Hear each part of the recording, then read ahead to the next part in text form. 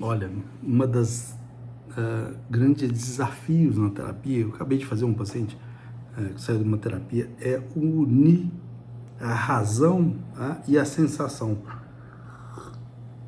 Unir a razão e a sensação é algo muito complexo, porque se você pega o ser humano de forma completa, ele seria dividido facilmente. Por exemplo, a gente pega o Guyton, né, de fisiologia, o indivíduo, de certa forma, de forma bem pueril, ele se dividiria ali em uma parte que agiria como uma planta, né, uma como os animais, e o outro como uma razão.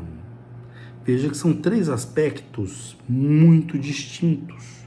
Por exemplo, se você pegar uma planta, uma briófita, por exemplo, né, a finalidade das briófitas, né, a venca, renda portuguesa, selaginela, ela tem uma função de absorver nutrientes e se reproduzirem.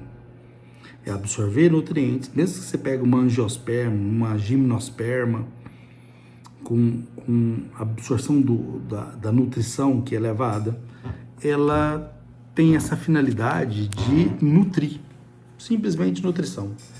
E se você pega a parte sensorial, né, a parte animalesca, né, basicamente organizado pelas emoções, pelas sensações, pelo movimento espontâneo das paixões que faz internamente na gente, ela fundido ali com a parte vegetativa, com a parte de crescimento e reprodução, você se assemelha em muito aos animais. Então, os animais, ela também tem essa finalidade de reprodução, né? Assim como as plantas, né? Crescer e reproduzir. Só que os animais, eles são basicamente pavlovianos, eles reagem. Você reage. Você é daquelas pessoas que, diante da situação, as suas paixões o comandam. Você é comandado pela raiva, é comandado pela frustração. Quando nós vamos para o terceiro aspecto do indivíduo, né? Então, nós temos o aspecto de uma planta, nós temos o aspecto de um animal, nós temos o aspecto da razão. Esse aspecto da razão, ele é um passo intelectivo muito denso e muito complicado. É como se partes superiores do indivíduo, o ato intelectual de um mundo suprassensível, pudesse ser captado por ato da razão e absorver esses aspectos suprassensíveis é o que vai determinar o ordenamento dos sentidos. Então, se o sentido como um ato da vontade, inclui-se basicamente o ato da razão como um bem racional, e um bem racional capaz de organizar intelectualmente qualquer indivíduo.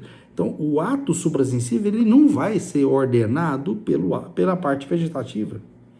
A parte suprassensível não vai ser organizada pelas paixões que são típicas, né? Típicas dos animais. Se você sabe disso, começa a perceber que a parte suprassensível ela tem que ser organizada pela nossa inteligência. A busca da inteligência ela é fundamental. E esses três componentes, né, da planta, dos animais e da razão e da vontade. E lembrando que a razão da vontade ela está focada em coisas mais elevadas, né, coisas suprassensível. E isso é um dos nortes da minha terapia. A terapia focada num ato teleológico, num ato da razão, num ato intelectivo. Porque a vida natural, depois da sua elevação normal, né, nós temos essa vida normal pautada no mundo de plantas e no mundo sensorial dos animais. Mas se eu quiser adentrar um território suprassensível, se eu quiser que o indivíduo ele se comporte com um corpo, vamos organizar um corpo e uma matéria, um corpo material organizado pelo intelecto, diríamos alguns, né, antigos, pela alma. Então nós temos duas ações, dois movimentos que são essenciais. E ter esse movimento, né, de uma alma material e de uma alma espiritual, ou a matéria e o espírito, você tem um raciocínio que te conduz a concluir que a meta do conhecimento é a verdade. Isso é fato. Porque o suprassensível nos induz a conclusão mais óbvia. E prescindindo dessa utilidade, esses três grupos, a razão possui um aspecto prático. Ele não tem um aspecto das sensações, ele não tem um aspecto das paixões, ele não vai ter aspecto de prazeres. Ele é focado na prática. A prática, ela vai fazer aquilo que você deve fazer, não aquilo que você deseja fazer. Porque se você fizer o que deseja fazer, o que te traz prazer, você estaria na segunda estrutura. Mas essa segunda estrutura, ainda vamos subdividi-la. Mas, inicialmente, essa terceira estágio do intelecto, ele vai pegar as potências sensitivas, que tem como o objeto algo singular do objeto, e submeter esse objeto singular, que é as sensações, que é o ato animalesco, à vontade, ao intelecto. E esse intelecto é o que dirige, né, o indivíduo ao universo, ao universal. E pegando esse universal, você vai ver que as causas, normalmente que são particulares, se subordinam às causas universais. Então, a parte intelectiva, ela é obrigatória ao sacrifício. Por que sacrifício, doutor? Porque é simples. Porque quando você trabalha com prazer, você trabalha com um raciocínio de que você tem que ter um prazer imediato. Isso momentaneamente causa uma sensação de sacrifício, porque a vontade ou o ato intelectivo, ele não é nutrido pelos prazeres, ele é dirigido ao universal. Então, assim, as causas particulares que se subordinam às causas universais, elas se permeiam pela razão particular ou um ato cogitivo. Tá entendendo? O quanto que isso é poderoso? Você ser norteado por uma razão universal e que vai dirigir, que vai organizar, que vai comandar a vida sensitiva. Sem essa organização, eu vou chamar de apetite sensitivo, ela é como um outro animal, você se torna um outro animal. A sua natureza, ela vai ser movida pelas virtudes estimativas, como um simples cachorro, como uma ovelha, um leão. A sua estimativa de que o lobo é inimigo, né, e o teme, mas no lugar das virtudes estimativas, que são sensoriais, apetite sensitivo, ele não coloca o indivíduo dentro do ato cogitivo. É esse ato que vai mover você para controlar a sua vida. Se você conseguir, e vai conseguir, esse apetite sensitivo é naturalmente movido por ela. Mas veja bem, a razão particular feita, movida e dirigida segundo a razão universal, ele foge, presta atenção, ele vai fugir do silogismo. O silogismo, ele é algo que destrói o indivíduo. Com o ato silogista que nós temos hoje, e o problema do silogismo é o falseamento que ela faz da realidade. Porque ela se abarca de pontos que são aparentemente bonitos, aparentemente lógicos, e vai organizando um modo de raciocinar sofística.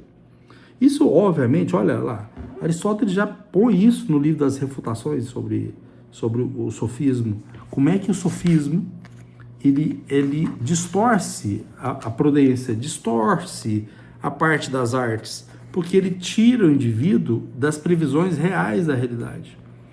Então, quando você começa a adentrar esse território, você vai fugir do sofismo, vai fugir dessas ilusões que são mescladas de verdade e vai te permitir que você realmente tenha esse ordenamento. Então, comece a pensar e a ver isso como uma forma única